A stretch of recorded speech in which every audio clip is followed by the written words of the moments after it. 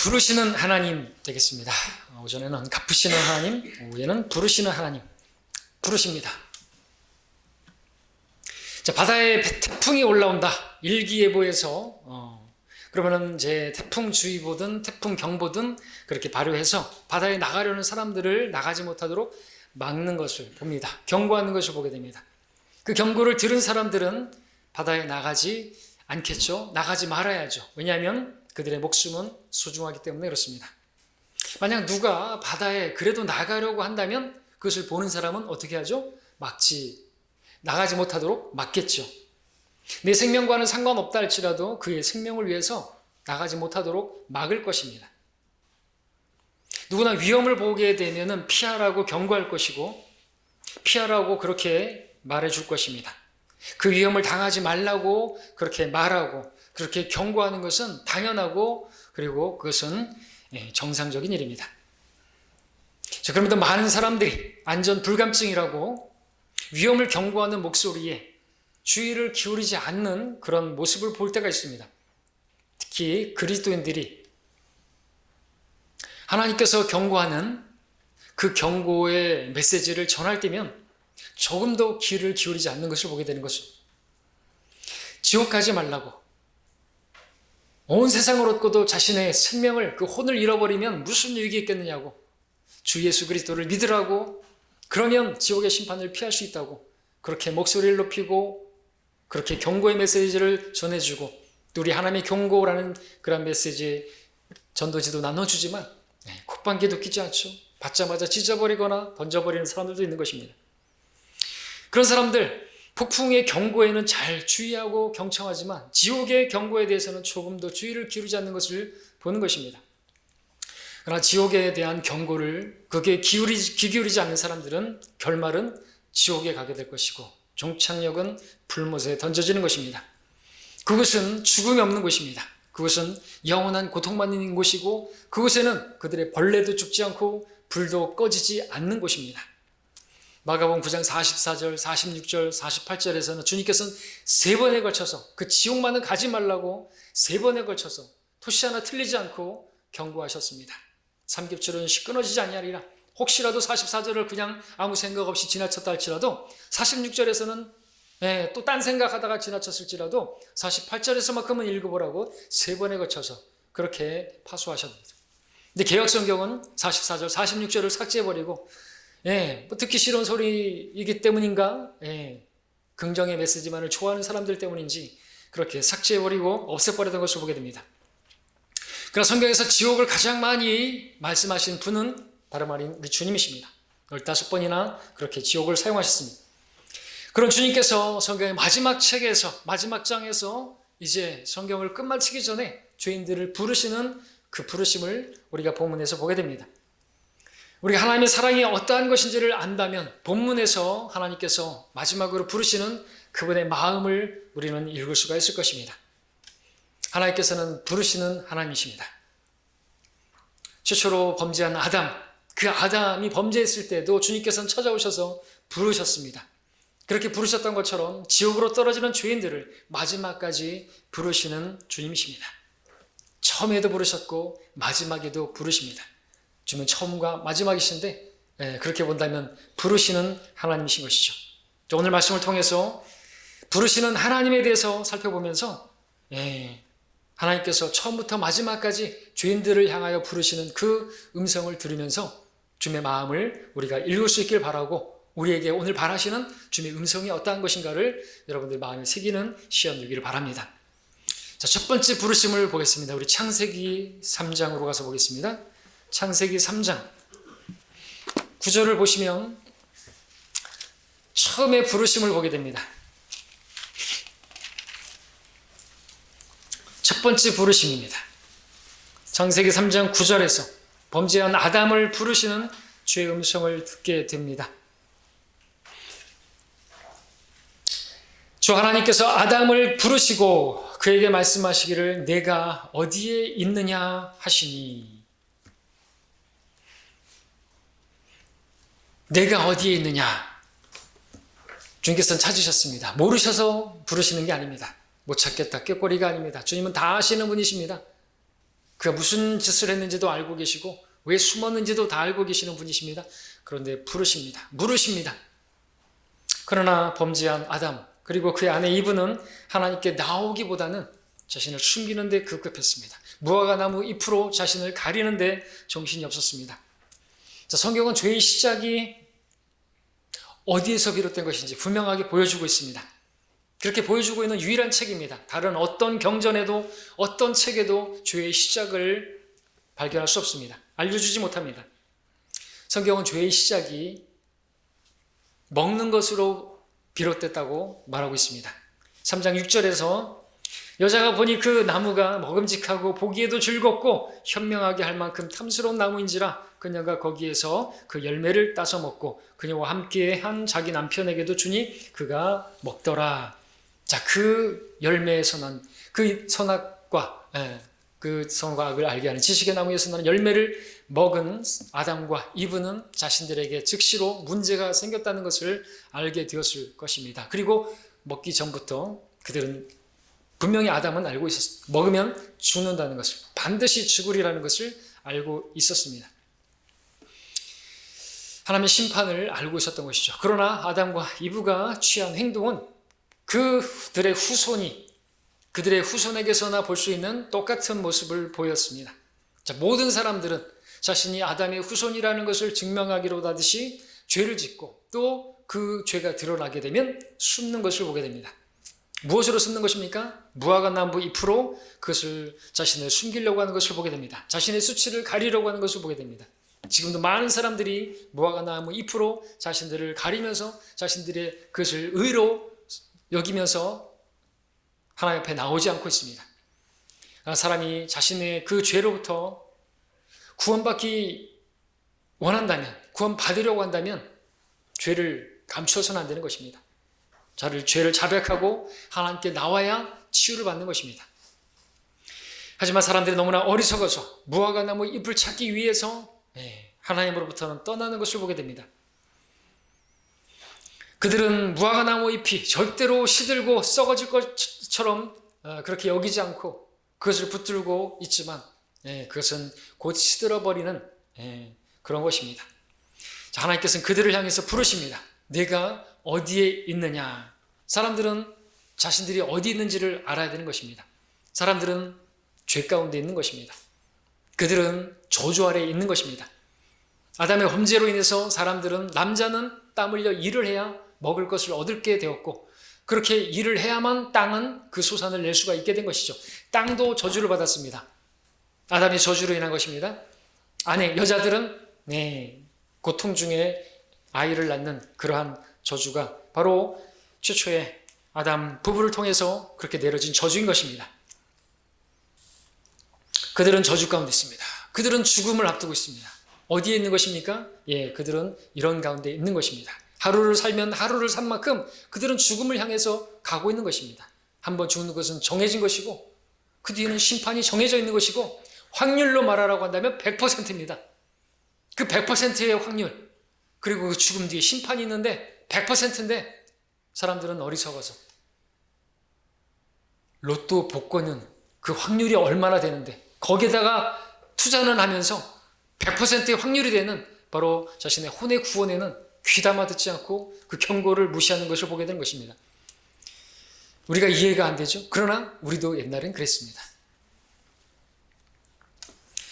자, 창세기 2장 16절 17절 보십시오. 하나님께서 아담에게 명령하셨습니다. 2장 16절 17절에서 아담에게 명령하시기를 동산의 모든 나무에서 나는 것을 내가 마음대로 먹을 수 있으나 마음대로 프릴리 값없이 공짜로 라는 말씀이죠. 선과 악의 지식의 나무에서 나는 것은 먹지 말라. 내가 거기서 나는 것을 먹는 날에는 반드시 죽으리라 말씀하셨습니다. 자, 이 말씀에 따르면 이제 아담과 이브의 죽음은 확정적인 것입니다. 누구도 바꿀 수가 없습니다. 왜냐하면 하나님께서 반드시 죽으리라고 말씀하셨기 때문에 그렇죠. 하나님께서 말씀하신 것을 누가 변경시킬 수가 있겠습니까? 어리석은 성경 변계자들은 자신들이 하나님의 말씀을 변개시키고 삭제해도 괜찮다고 생각할지 모르겠지만 적어도 아담은 하나님 말씀이 반드시 이루어질 것을 알았기 때문에 하나님으로부터, 그분의 낯으로부터 피해서 도망가려고 했던 것입니다. 그러나 아담은 역시나 어리석은 것이죠. 아담의 후예들도 어리석은 것처럼 그분에게서 낯을 가릴 수가 없는 것입니다. 지옥의 잠자리를 마련한다 할지라도 주께서는 거기 계시고 주님께서 안 계신 곳은 없는 것입니다. 그분을 피해서 그분의 임재로부터 피할 수 있는 곳은 없는 것입니다. 반드시 죽어야 하는 아담, 이제 하나님께서 부르시는 그 부르심을, 그 음성을 듣게 되었습니다. 네가 어디에 있느냐? 아담이 하나님의 음성을 들었을 때 그는 무엇을 알았겠을까요? 자신의 죄가 자신을 찾아냈음을 알게 되었을 것이고 하나님의 심판이 임하게 되었다는 것을 알게 되었을 것입니다. 그처럼 인간은 하나님으로부터 피하려고 만든 모든 무화과 나무 잎은 하나님의 음성 앞에 시들어져 버리고 썩어져 버릴 이파리에 불과한 것입니다. 사람들이 자신의 그 부끄러움을, 자신의 그 죄를 가리기 위해서 만든 것들에는 뭐가 있습니까? 종교라는 게 있죠. 종교라는 것들은 자신들의 어떤 그러한 행위로서 의롭게 되보고자 하는 모든 시도들인데 그 종교로 시작해서 과학, 철학, 교육, 문학, 예술, 도시, 문명 모든 것들은 하나님으로부터 떠나서 인간들이 자기들도 의롭다고 주장하고 싶어서 만든 모든 무화과나무 잎에 불과한 것입니다. 그러나 그것은 곧 썩어져 없어져 버릴 그러한 이파리에 불과한 것이죠. 죄인은 즉시로 하나님의 부르심에 응답해야 하는 것입니다. 우리가 창세기 3장을 잘 유심히 보시게 되면 하나님께서 아담을 부르셨는데 한 번만 부르신 게 아니라는 것을 우리가 알 수가 있습니다. 3장 10절을 보시기 바랍니다. 9절에서 아담을 부르셨습니다. 네가 어디 있느냐? 그가 말씀하시기를 10절에서 내가 동산에서 하나님의 음성을 들었으나 벌거벗었으므로 두려워 숨었나이다. 자, 이 말씀을 자세히 보시면 하나님께서 동산에서도 부르셨던 것을 보게 됩니다. 그 범죄했을 때도 부르셨던 것을 보게 됩니다. 그리고 그가 두려워서 숨어서 지금 이렇게 피했을 때도 부르시는 것을 보게 됩니다. 하나님께서 이미 아담을 여러 차례 부르셨던 것을 보게 되는 것입니다. 부르시는 하나님 계속해서 불렀습니다. 근데 자신이 벌거벗었기 때문에 부끄러워서 숨었다고, 그래서 하나님께 나아가지 못하겠다고 그렇게 말했습니다. 물론 부끄러우니까 나아갈 수 없겠죠. 근데 하나님께 나아가기만 하면, 주의 이름을 부르기만 하면 누구도 수치를 당하지 않습니다. 주의 이름을 부르는 자는 부끄러움을 당하지 않을 것이라고 말씀하십니다. 부끄러운 줄 알면 하나님 앞에 나와야죠. 자신이 죄인인 걸 알았으면 하나님 앞에 나와야죠. 그렇죠? 자기가 병에 걸렸으면 의사에게 가야죠. 계속해서 안 가면은 치유가 안 되는 거지 않습니까? 치유받기 위해서 나와야 되는 것입니다. 사람들도 마찬가지죠. 자신들의 가련 그 무화과 나무가 자기가 볼 때는 되게 좋아 보이고 거창해 보인다 할지라도 거룩하신 하나님 앞에는 그것으로는 나갈 수가 없는 것입니다. 그래도 무화과 나무 잎을 가지고 나간다면 부끄러움을 면치 못할 것입니다. 그런데 그럼에도 하나님께서는 아담을 부르셨습니다. 우리는 여기서 하나님의 자비하심과 그분의 인내와 그분의 사랑을 볼 수가 있습니다. 자, 근데 하나님께서 아담을 부르시는 이 부르심은 어떤 부르심입니까? 그를 죽이기 위한, 그를 멸하시기 위한 부르심입니까?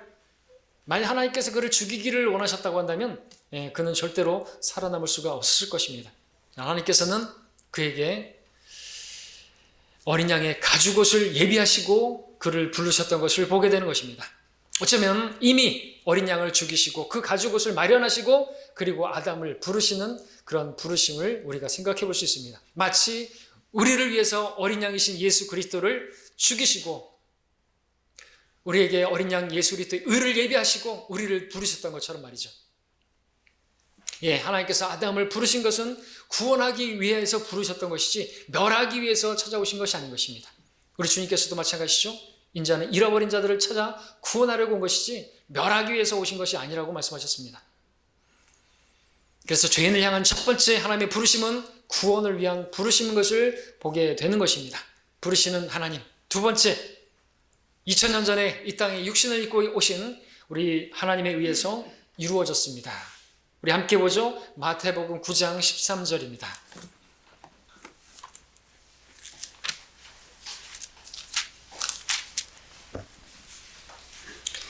예수님께서 이 땅에 자신이 오신 목적을 분명하게 밝히고 있는 그런 말씀입니다. 마태복음 9장 13절.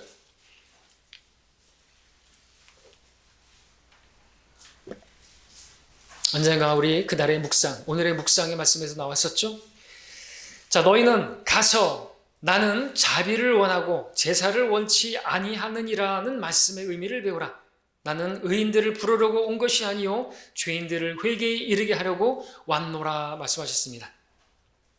마태복음 18장도 보겠습니다.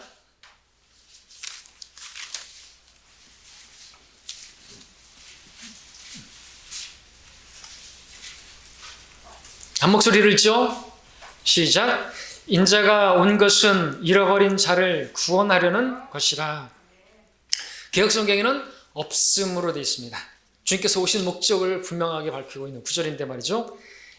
그것은 그들의 벌레도 죽지 않고 불도 꺼지지 않는다는 말씀 2번이나 삭제했는데 그러한 너무나도 분명한 경고를 또 주님의 오신 목적을 가리고 있는 것을 보게 됩니다.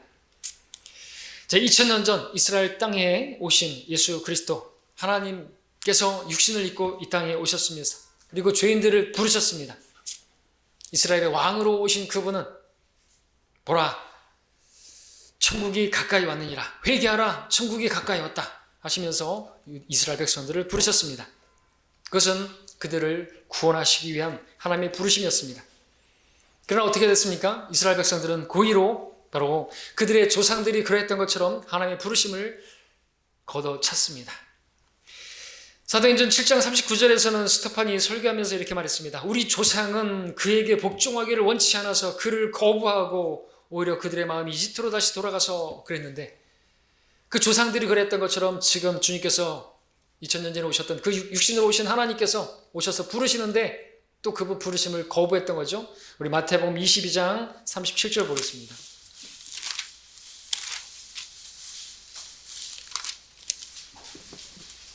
(22장 37절에서)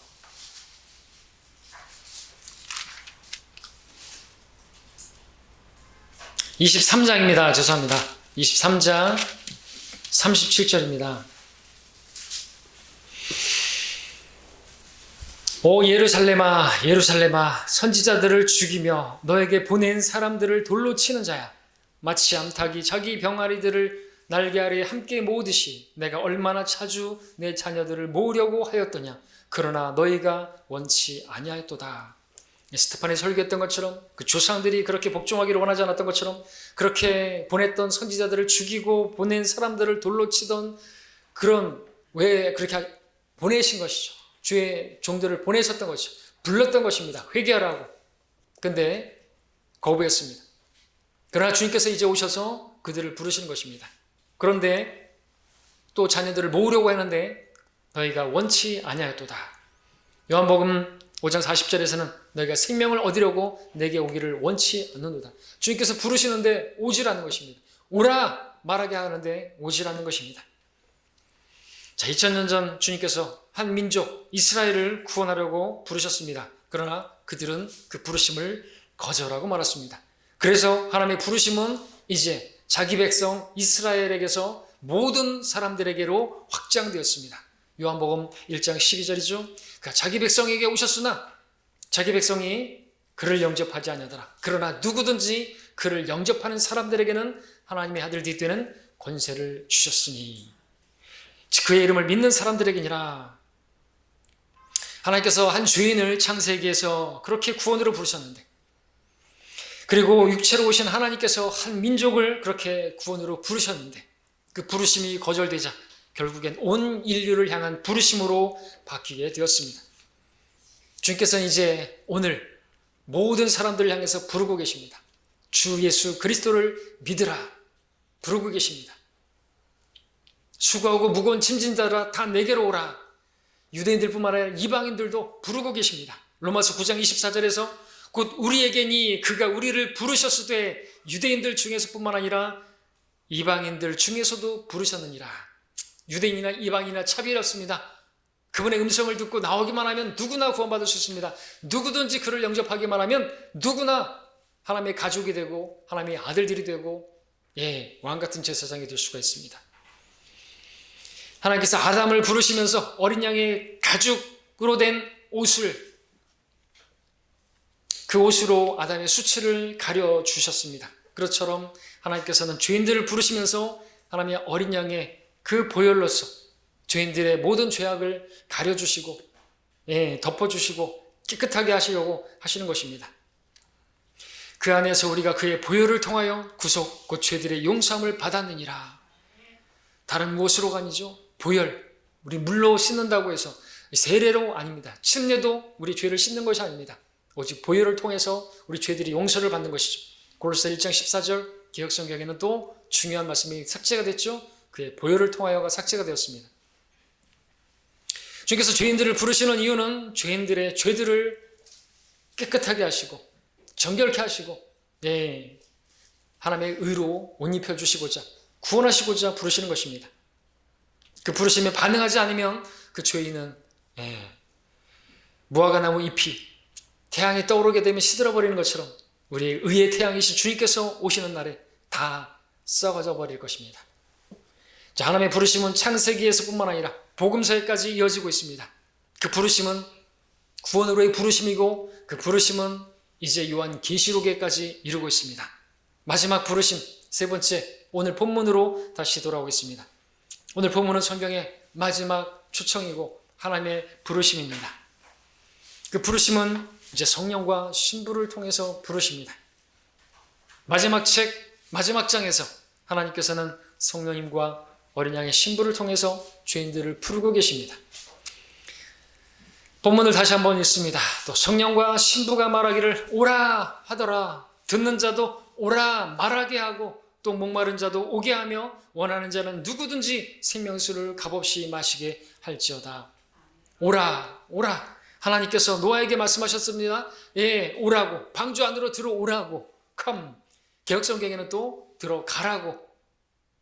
하나님께서는 죄악 세상에, 그 멸망할 세상에 밖에 계시고 들어가라고. 그러나 성경은 주님께서 그 안에 계시면서 들어오라고 노아를 초청하셨던 것을 보게 됩니다. 그처럼 여기서도 오라고 말씀하시는 것입니다. 주님께로 가야만 하는 것입니다. 방주 안으로 들어온 사람들은 살아남았지만 방주 안으로 들어오라는 말씀에 순종하지 않은 사람들은 멸망을 면치 못했습니다. 홍수에 휩쓸려가고 말았습니다. 그와 같이 하나님의 마지막 부르심, 오라는 명령에 순종하지 않는 사람들, 영원한 불길 가운데서 고통하게 될 것입니다. 멸망할 수밖에 없게 될 것입니다. 확률로 말하면 100%입니다. 구원받지 않은 내 가족이, 내 친구가, 내 친척이, 내 이웃이 그렇게 될 것입니다. 그곳에서 영원히 고통하게 될 것입니다. 누가복음 16장의 그 부자는 그 지옥에서 고통했습니다. 이 불꽃 가운데서 내가 고통하나이다. 그 고통은 2000년이 지난 지금도 계속되고 있습니다. 그런 지옥이 실존하는 곳입니다. 그렇게 2000년을 지냈지만 앞으로도 언제까지 그 불꽃이 꺼질지 모릅니다. 아니, 그 불은 영원히 꺼지지 않는 불이라고 말씀하십니다.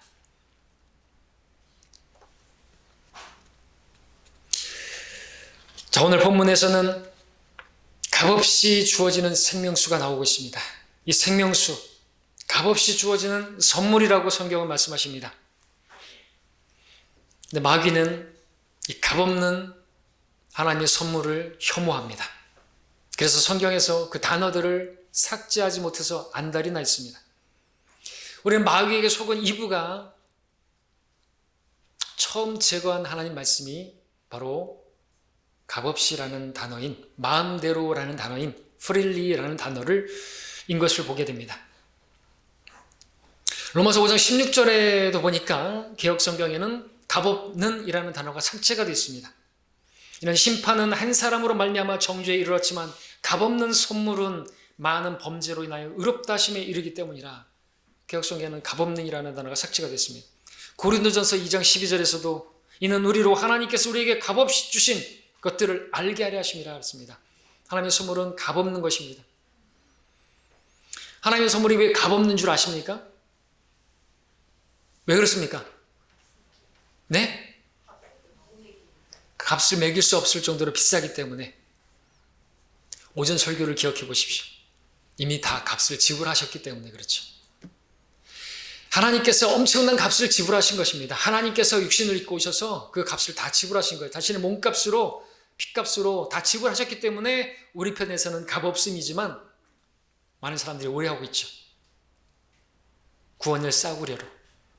그리고 자기도 뭔가를 해야 된다라고 생각하는 사람들이 있습니다. 착각하지 말아야 됩니다. 주님께서 값을 다 지불하셨기 때문에 우리는 지불할 게 없는 것입니다. 남아있지 않은 것입니다. 다 이루었다. 다 지불했다.